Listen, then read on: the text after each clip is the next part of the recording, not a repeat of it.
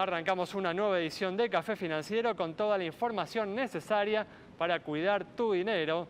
Hoy vamos a brindar información de planes de salud, de cuáles son las compañías de empresas de medicina prepaga más económicas del mercado. Vamos también a repasar lo sucedido en los mercados de capitales y en el último bloque vamos a conversar con el economista Fausto Spotorno para analizar las principales noticias económicas de los últimos días. Quédate con nosotros. Tras la siguiente pausa vamos a regresar con todos estos temas.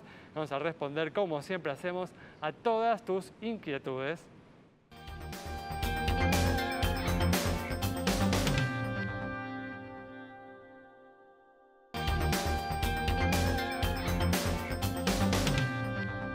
Bueno, ya estamos aquí, como siempre, con la presencia de Santiago Chelala. También nos acompaña Agustina Bassi, hoy con toda la información de seguros.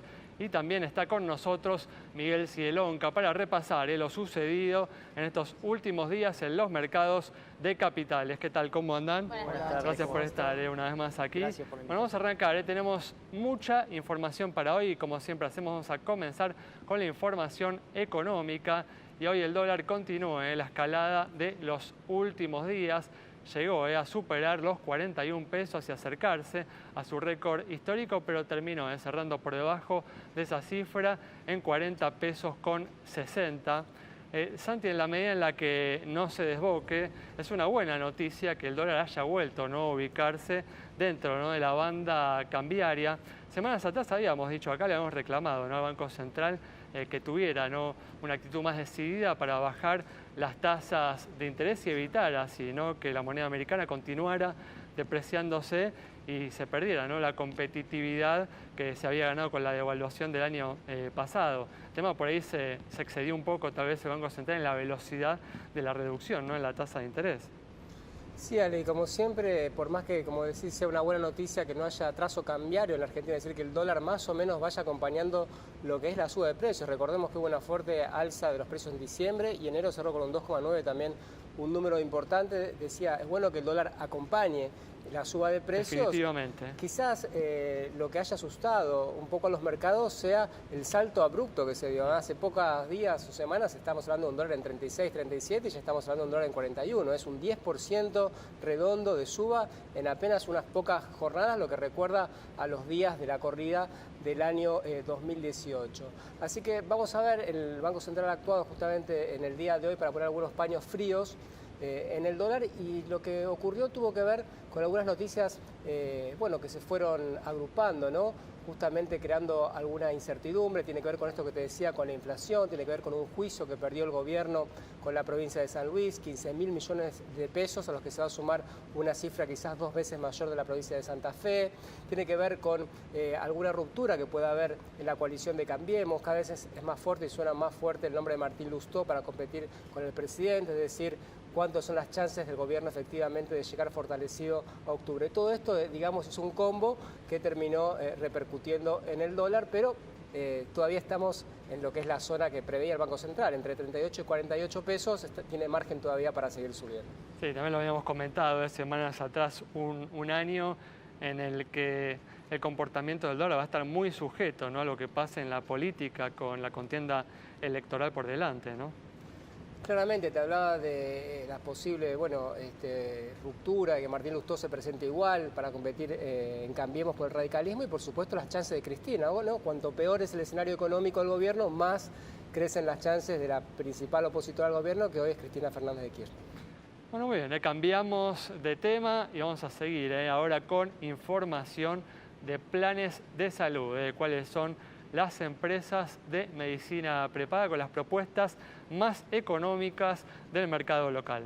Claro, ese es el tema del día y como siempre lo hacemos, te ofrecemos 2 presupuestos para que después vos busques aquel que más se ajuste a tus necesidades. Y el primer presupuesto tiene que ver entonces con un plan individual. Puntualmente lo que vamos a ver ahora entonces son los planes de salud más económicos que hay en el mercado para una persona, pensando en un individuo de 40 años. Vamos al primero, la opción más económica la tiene la empresa Omint, con un valor de 2.786 pesos en el mercado. Le sigue Apres Salud, 2.812, Medicus 2.815, 2.832 la empresa Hospital Alemán, Prevención Salud 2.918, Privamed 2.920, Galeno 3.230, 3.266 Federada Salud, 3.345 SMG y finalmente la más cara dentro de las más económicas es OSDE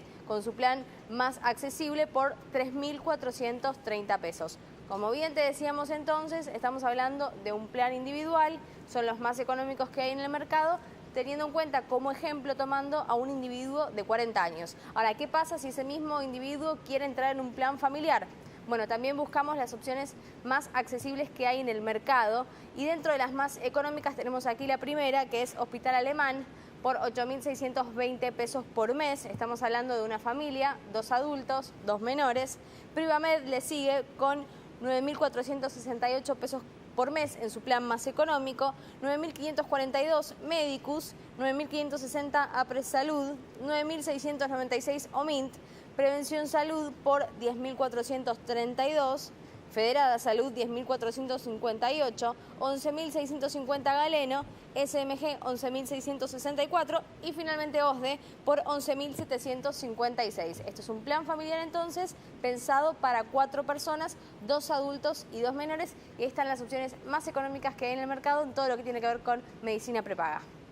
Muy bien, es la información más completa para que puedas tomar tus decisiones. Y vamos a comenzar con el repaso de lo sucedido en los mercados de capitales y en línea, ¿no?, con lo que hablábamos instantes atrás. Miguel, en estos últimos días la Argentina ha comenzado, ¿no? Los mercados de capitales de Argentina han comenzado a desacoplarse del mundo, ¿no? Claro, efectivamente. Yo diría que hasta la semana pasada veníamos en tándem con el mundo, una recuperación masiva. Por dar algunas referencias, la bolsa en dólares subió más de 20% en enero, el riesgo país. Es cierto que la comparación luce mejorada porque el cierre de año había sido muy malo, pero el riesgo país cayó como 200 puntos básicos y las tasas de interés habían bajado 15 puntos las tasas de política, 12, 13 puntos las tasas de los plazos fijos. En la última semana nos desacoplamos más que nada por factores domésticos. En mi opinión, tuvimos un dato de inflación de enero que fue peor de lo que se esperaba.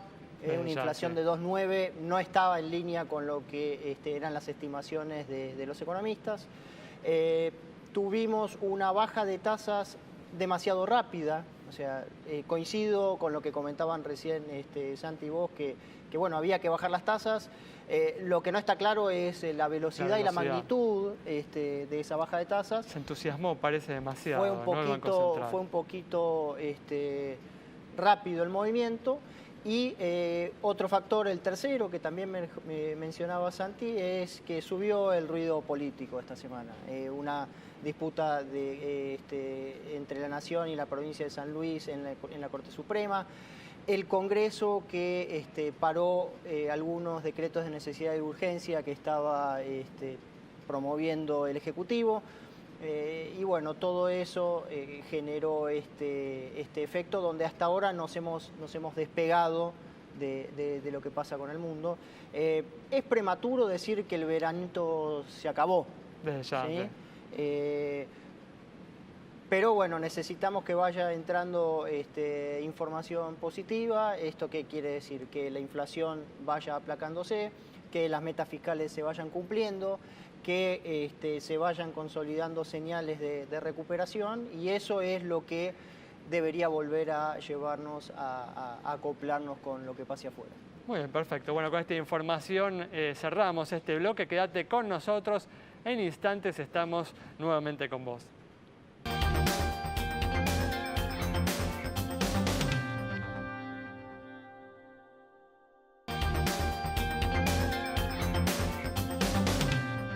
Bueno, ya estamos de regreso y como siempre vamos a comenzar a responder a todas tus consultas.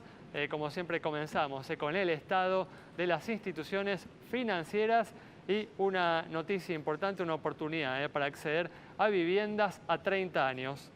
Así es, son viviendas que hizo el gobierno de la ciudad, 2.400 departamentos en la zona del Parque Patricios, créditos a 30 años que da el Banco Ciudad con una tasa que es UVA más 6,9%. Una de las mejores ofertas del mercado, uno puede acceder, tiene que prescribirse en la página de internet del gobierno de la ciudad. Bueno, cambiamos de tema y durante el 2018 se registró una importante caída en el poder adquisitivo de los salarios, entre el 15 y el 20%, la mayor desde el 2002. La fuerte devaluación y la aceleración inflacionaria no fueron acompañadas por los ingresos de la población. Bueno, Agustina conversó sobre este tema con el público.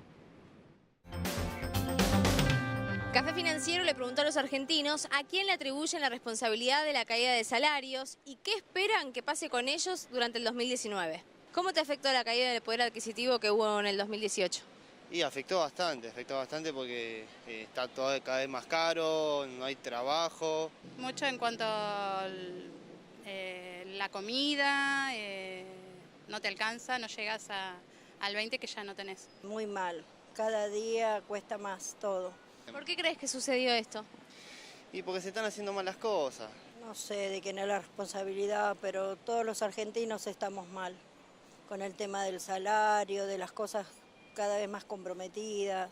¿Se van a recuperar los salarios en el 2019? Sí, obvio, tendrían que ser. Yo espero. No. Y como vamos, menos. La esperanza siempre hay, así que esperemos que el gobierno haga algo para mejorarlo. Yo quiero que sí, porque si no, no va a alcanzar para nada, cada vez se vive peor. Por lo general coincidimos en que este año, si no hay una recuperación del poder de compra de los salarios, por lo menos no debería haber una pérdida. De todas formas, Santi, la evolución del proceso electoral puede fortalecer o perjudicar o dañar esta perspectiva, ¿no? Así es, faltan muy pocos meses, 4 nada más para las PASO. Vamos a ver justamente qué pasa y si el gobierno puede lograr que los trabajadores recuperen algo del salario perdido el año pasado para llegar con un poquito más de chances. Seguramente en eso estarán las principales apuestas del Ejecutivo. Muy bien, y vamos a continuar este bloque con una recomendación de inversión de Miguel, ¿no? A partir de lo que estamos viendo en el contexto económico actual. Bien, la sugerencia es convertir una amenaza en una fortaleza. Y básicamente me parece interesante en estos momentos hacer plazos fijos UVA. Claro, habías mencionado, ¿no?, en el bloque anterior el resultado inesperado, ¿no?, en materia inflacionaria, el dato justamente correspondiente al mes de enero. Enero dio 2,9 y se espera para febrero y marzo pisos de 3 en cada uno de esos meses. ¿Por qué? Bueno, porque hay suba de precios regulados, y también ahora va a haber seguramente algún efecto del salto de tipo de cambio nominal. El plazo fijo UVA... Sí, ya hay algunas consultoras económicas que han modificado, ¿no?, sus proyecciones para este 2019, ¿no? Sí, sin duda. Obviamente no es lo mejor, pero es un dato de la realidad. Recordemos que uno de los ítems que tiene que usar el gobierno para cumplir las metas fiscales es aumentar el precio de los servicios públicos. Entonces eso sí o sí genera un impacto inflacionario, porque a su vez las tarifas están en muchos casos ligadas al dólar. Bueno, recordemos, los plazos fijos son una alternativa de inversión ligada precisamente a la inflación, ¿no? Claro. Hay un requisito que el plazo mínimo de un plazo fijo en UVA es de 90 días. En general, el mercado está pagando entre UVA más 3 y UVA más 6, o sea, hay bastante dispersión, pero en esta condición donde les contaba de inflación del 3 mensual por 3 meses, el rendimiento esperado es de entre 39 y 42% para ese plazo fijo, que es bastante más que lo que los bancos están pagando por un plazo fijo tradicional. Muy bien, perfecto. Bueno, vamos a cerrar este bloque, como hacemos siempre, respondiendo a una última consulta sobre una entidad aseguradora con información de este mercado. Información que vemos en pantalla mientras te contamos que la empresa Zurich y 123 Seguros se aliaron para crear una cobertura, un seguro de vida para las próximas generaciones. ¿Cuál es la particularidad? Que todo el proceso de contratación se puede hacer exclusivamente de forma online. Entonces, el contratado responde unas preguntas y ahí se calcula el tipo de cobertura y también su precio. Una forma más rápida y más sencilla entonces de contratar un seguro. Bueno, cerramos así este bloque. Quédate con nosotros. Al regreso vamos a estar dialogando con el economista Fausto Spotorno.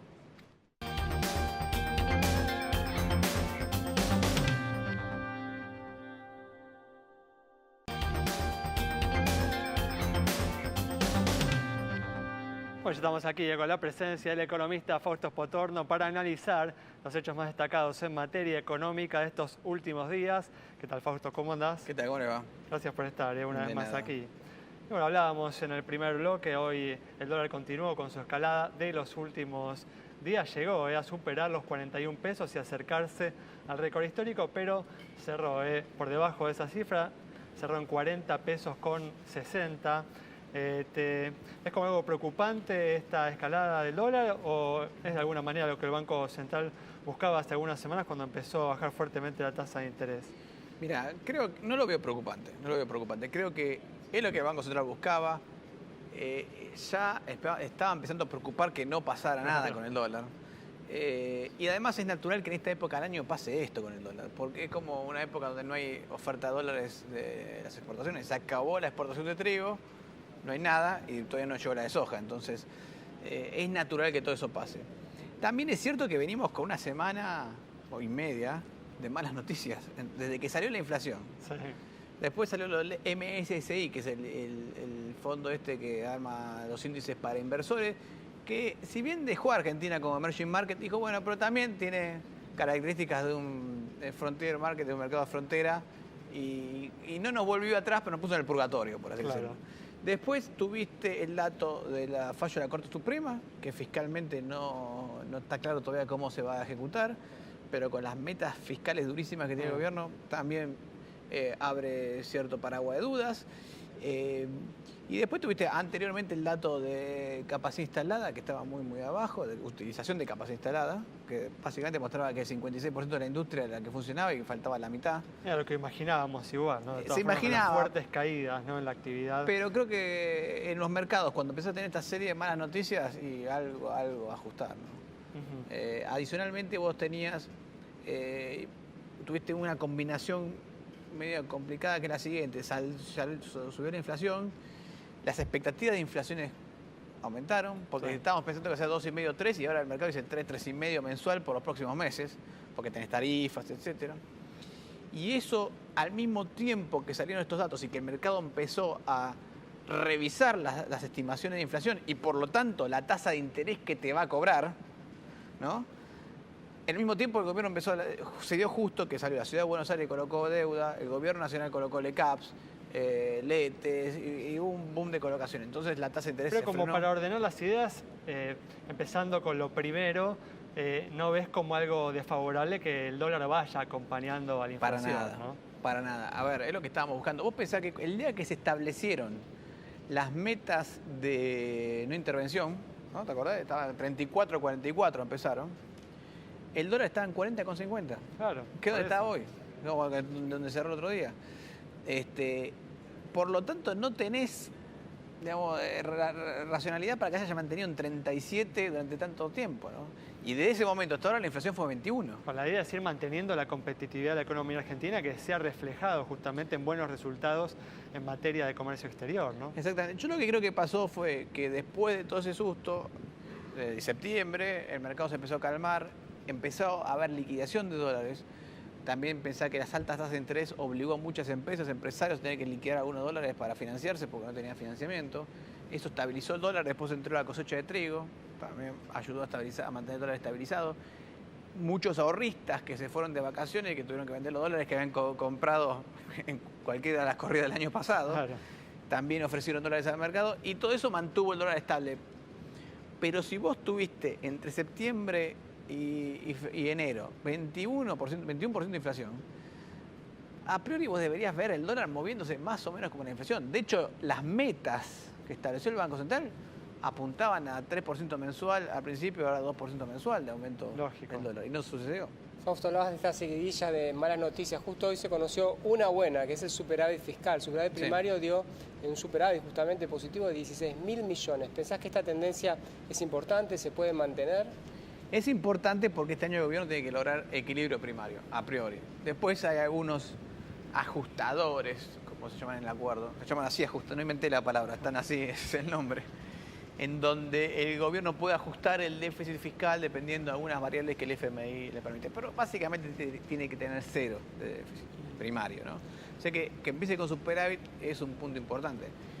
Lo que arruinó un poco la noticia fue este tema de la Corte Suprema, porque fíjate que lo que le tiene que pagar a San Luis de la Nación es prácticamente solo el superávit primario que tuvo en el gobierno, ¿no? Pero ya informado, ¿no? Rápidamente, que no lo va a pagar con recursos así líquidos, ¿no? No, seguramente va a tratar de hacer un bono, va a haber una negociación por ahí, pero después falta Santa Fe, que va a ir, que es el triple de eso. Lo que sí, esas cosas lo que hacen es meten ruido en el mercado, ¿no?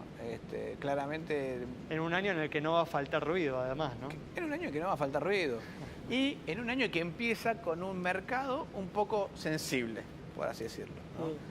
Me preguntaba, Fausto, porque hubo algún ruido también en tema de recaudación, ¿no? Que la recaudación por ahí no viene subiendo a la par que venía hace algunos meses, y si van a estar esos recursos para cumplir con el acuerdo con el fondo.